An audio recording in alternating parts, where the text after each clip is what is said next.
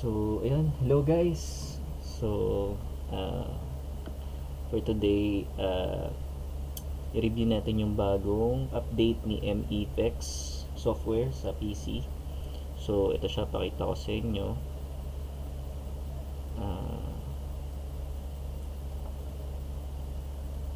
so, ayan. Dito, no, sa bagong update niya, no, kung makikita natin, nagbago na yung user interface niya, no. So, makikita natin dun sa bagong update, nagkaroon dito ng section which is yung AM2 data. So it means pwede na tayong mag-upload using MEFX. Pwede tayong mag-upload ng profile o yung AM2 data file natin. Actually yung AM2 data file natin, yun yung fine-tuned na file na profile. So, ang original kasi na file is yung AM2. So, yung AM2 data, yun yung na-fine-tune, kumbaga na profile, after na profile, na-tweaks yung settings sa 5an and natimpla na ng maayos, no? So, supposedly, dapat natimpla na ng maayos. So, yun yung AM2 data file. So, ayun, meron na siyang section dito ng AM2 data na pwede na tayong mag-upload. So, kung mapapansin nyo, lumiit yung section ng IR file, nasa left, and then nasa right yung AM2 data. Then, yung loopback, andito, no? So, wala naman masyadong nabago sa settings ng yung ang tawag dito, yung sa reverb, sa delay, same pa rin, no? Yun pa rin yung nandito sa bandang lower. Ang hinihintay ko rito sa MEFX na MEFX na software is yung ma-add nila yung yung chain na pwede kang mag-set ng rito. Siguro kung malalagyan nila dito sa baba or somewhere dito sa sa interface na parang pwede ka pang actually na-try ko to before sa dun sa Android application na MEFX. Yung chain pwede mong baguhin, pwedeng mauna yung amp, pwedeng mauna yung delay. So depende kung ano yung mo na settings mo ng chain mo. So I don't know, parang hindi na yata yung nag-work ngayon, pero hopefully no dito sa sa PC version ng MEFX, hopefully magkaroon ng chain customization dito, somewhere dito na mas maganda siguro, para alam mo yun, para mas set mo na maayos yung tunog. Kung ganun kasi parang sobrang na talaga, sobrang solid na ng Tank G. Imagine niyo for 2,700 plus, meron kayong multi effects na merong na open for third party IR, kaya mag profile, no? Tapos yun, kung madadagdag yun, no, yung chain customization, pwede kang magpalit-palit ng ng pagkakasunod. Maganda yun. So try natin to, no, tong AM2 data file na na uploader ng ng MEFX. Tignan natin kung okay siya. So ito, nandito sa tabi ko yung no, pakita ko lang. So ayan, no. So ito yung ko na, yung tank chip ko nandito sa side ko.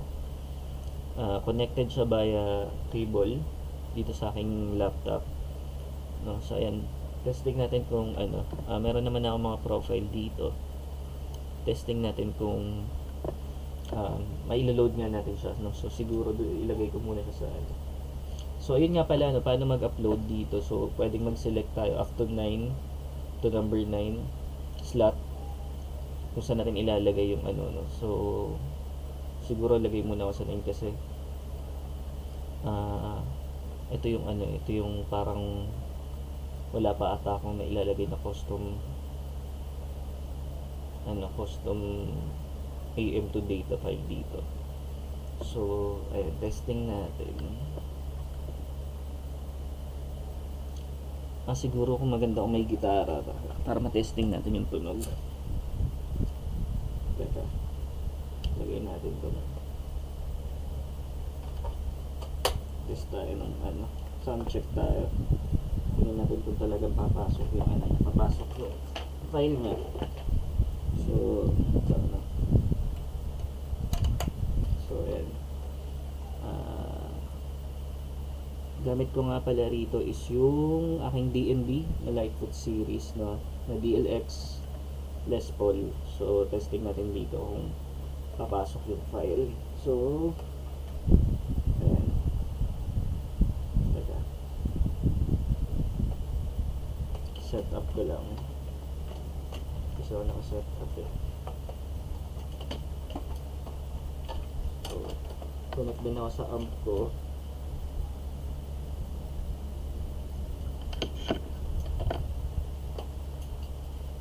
Ayan. So, check natin kung ito lang. Yun nga pala, no, plug ko lang din tong ano. Ayan, so yung aking mini amp, ayan, Lekato. Ayan, Lekato na JA02 version 2 ata to. So yan, padaling gamitin anytime, anywhere, pwede. So, nasa na yan. Ayan, so testing ko lang kung natunog siya. Testing natin. Okay, wala akong pick. Okay, alright.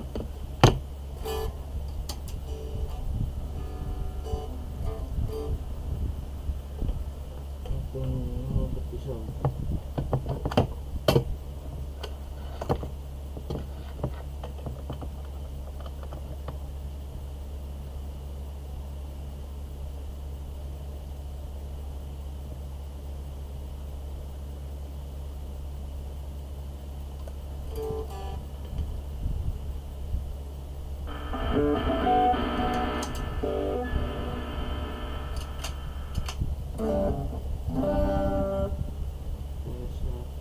So ayan, no, okay na, no, naset ko na siya. Punta tayo sa bank 9.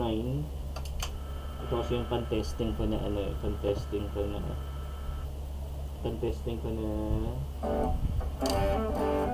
ito yung pan-testing ko na bank. So dito ako gumagawa ng mga sample ko na presets. So pasok natin yung tunog ng gitara. So yan.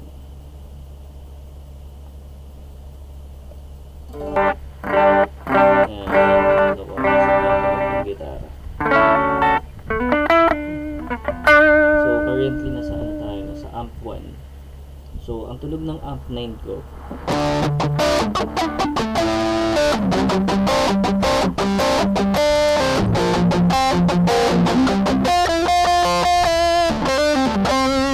so ano siya, ayan, naka-distortion. So tignan natin kung papasok yung yung data file, kung magiging successful yung pagka-transfer natin ng file. So and testing natin, open. So sa 9 ko ilalagay, no, sa amp type 9 slot natin ilalagay yung AM2 data. So ito, testing natin itong Calicrunch. Itong Calicrunch na to, may kasama na tong IR, kasama na rin dito yung compressor, yung noise gate, tsaka EQ. So nilagay ko na rito lahat ng nasa chain ng ng UX MG30. So testing natin. Yun, pumasok na siya.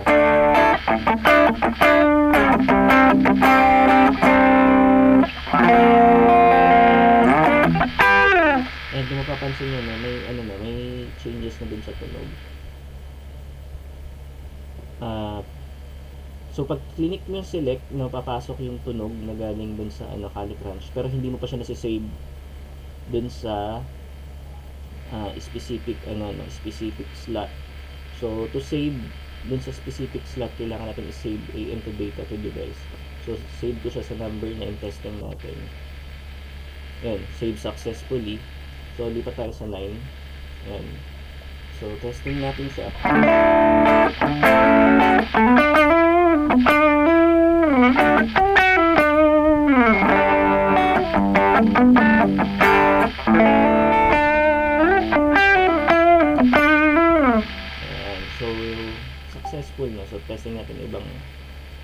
try na tayo ng ibang ng ibang profile, yung clean, para ma-test natin kung okay ba siya. So try natin yung ko, super reverb.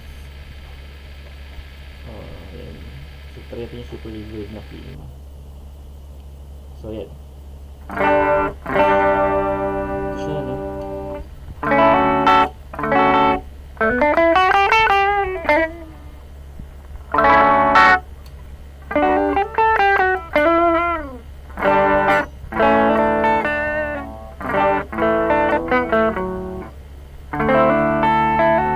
Yun.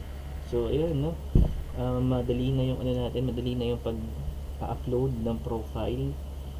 So pwede sa Syncoan, pwede rin dito sa MFX, no? Magandang addition dito sa sa MFX na software. So ayun, goods to, no? So hopefully dun sa sa magiging update nila for the next updates, hopefully meron na yung chain customization para mas maganda yung natin, no? Yung paggawa ng tone dito sa dito sa Tank G. So ayan, no? So short bigay lang ako ng short tips ito sa mga worship tone. Paano ba ako gumagawa ng worship tone ko, na worship preset ko, na using this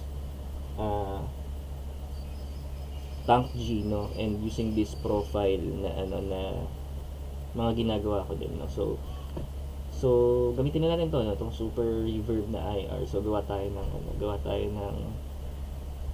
preset. So start tayo sa amp. Usually dito ako nagsisimula talaga. So sa timpla ng amp, tinitignan ko kung maganda na ba o okay na ba sa akin, sa preference ko yung tunog ng amp. So usually sinaset ko muna lahat yan. Yung volume 64, yung gain 64, yung bass 64, lahat nasa nasa 50%, no. So ayan, testing muna natin. Ako gusto ko kasi naririnig ko yung mga individual tones, no. So for you to na maset yon, no, yung parang kahit nag-i-strum naririnig mo yung yung mga melody or yung mga individual tones, kailangan mo itaas yung yung middle. So yung mids, I think sa 100.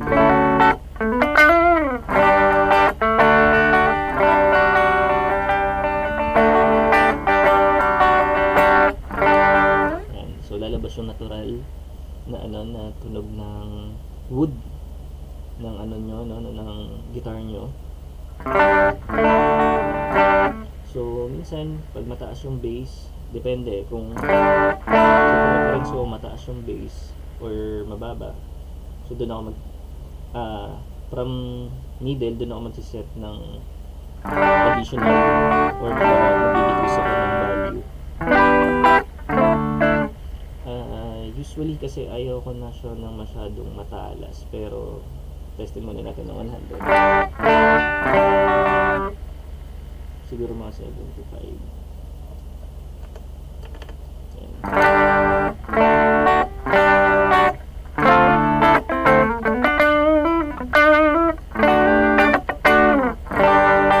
So kung gusto mo siyang gawing funky, lagay ka ng modulation, tapos lagyan mo lang siya ng konting mix, tapos lagyan natin na mga 35 na speed.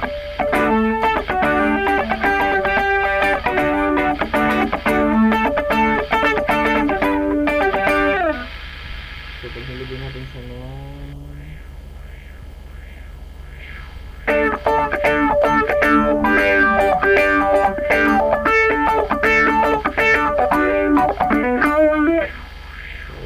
gusto niya ng funky na tunog, pero ang gagawin natin ngayon ay clean na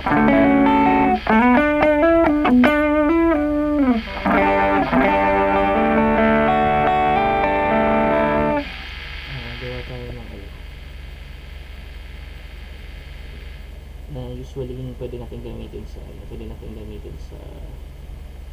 worship setup, no? So, lahat yung delay. Usually, yung delay ko, sineset ko siya ng 49. Tapos, depende sa akin kung gusto kong naririnig or hindi. Or tama lang.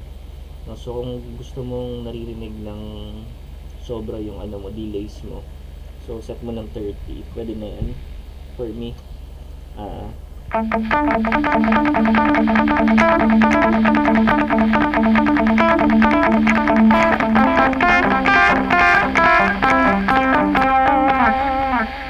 so sobrang rinig na rinig yung ano mo. So for me, think siguro set natin na ano, sakto lang.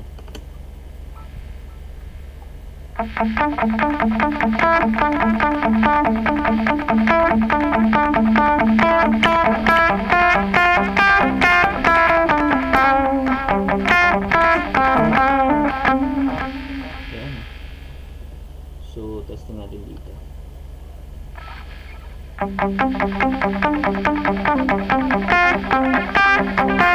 Yun nga pala, no, ito napansin ko lang dito. Ito kasi alam ko analog tong ano na to, analog tong delay na to, tong unang delay, analog to. Ano, kung gusto mong ano, no, gusto mo ng sound na meron kang modulation pero hindi naka-on yung modulation mo, pwede mo siyang ilagay rito. Para ka na rin naka-modulation dito, no. So para siyang modulation delay sa MG30, no. Meron siyang ganung feature na may yung delays niya, may modulation. So ito ay parang ganun yung sound niya.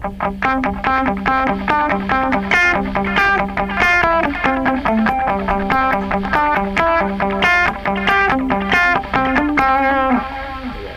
So may konting modulation na siya. So ito naman, I think ano to, itong delay na to is dual or double delay sa ano, sa New X. So testing natin.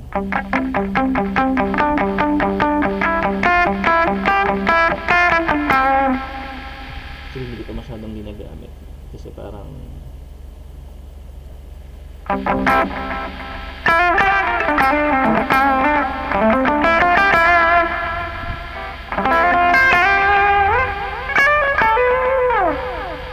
naman. So dito na lang muna tayo sa I don't know kung anong delay ito. Think spring or tape yata to. So testing natin yan. Tapos sa reverb, no, sa mix, yung tama lang din, no? Siguro mga testing muna natin ng 10 yan. Tapos room. So decay, ang tip ko naman sa decay, no, kapag gusto mo yung talagang parang medyo solemn na solemn, pwede may taas yung decay para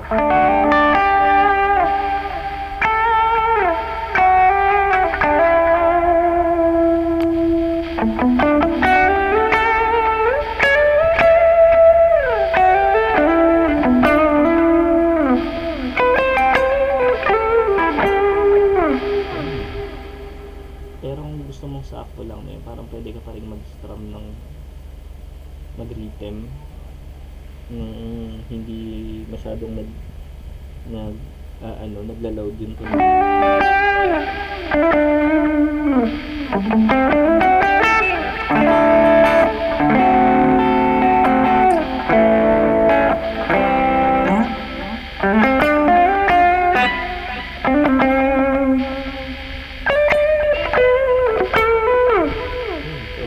Pero kung gusto mo naman ng parang ambient type talaga na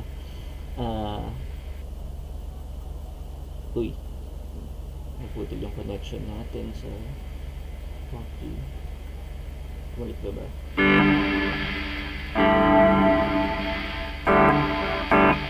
Okay. So kung gusto mo ng saktuhan lang, no, from 64 siguro, 64 to 80.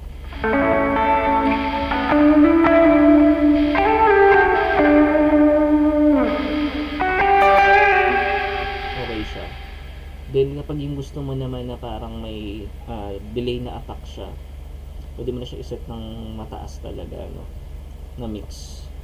Yung parang talagang mga ano na siya, mga reverb na pang ambient na sound na talaga siya. May delay na attack.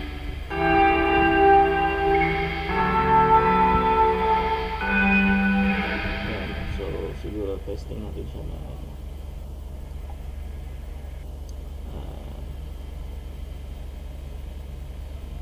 usually kasi ganito yung sineset ko sa kanya.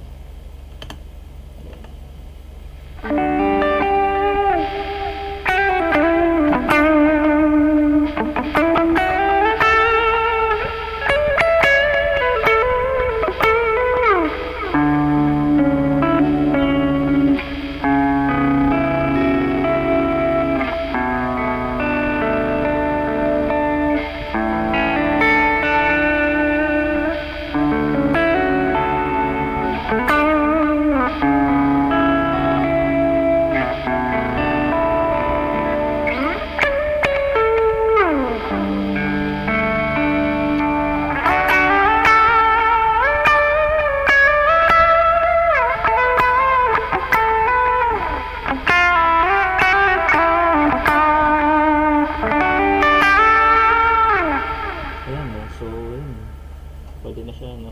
Pwede na siyang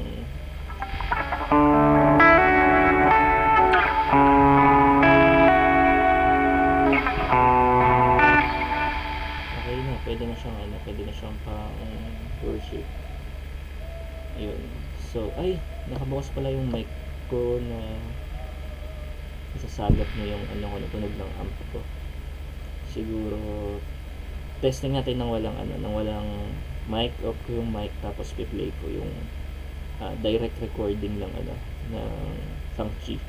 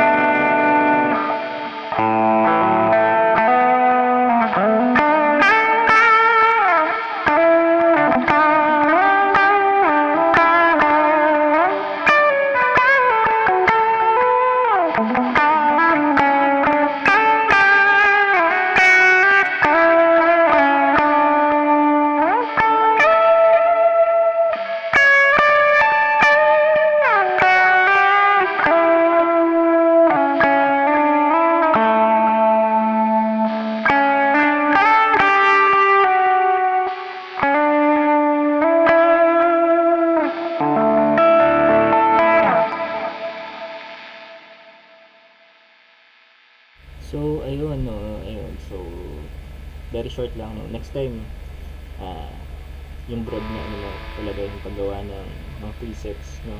Worship presets, especially. So, yun. Hopefully, may natutunan kayo sa video na to. And thank you for the support sa page. Meron akong ginawang website na resources, no, for profiles, presets, and then doon ko lahat i-upload lahat na magagawa kong profiles and presets. So para one stop na lang doon na website na pwede nyo puntahan anytime, pwede nyo i-access, no. Nasa profile page ko na yung link.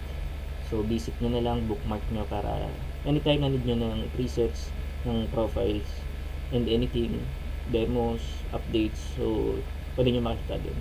So yun, thank you ulit, and God bless sa inyong lahat. Thank you.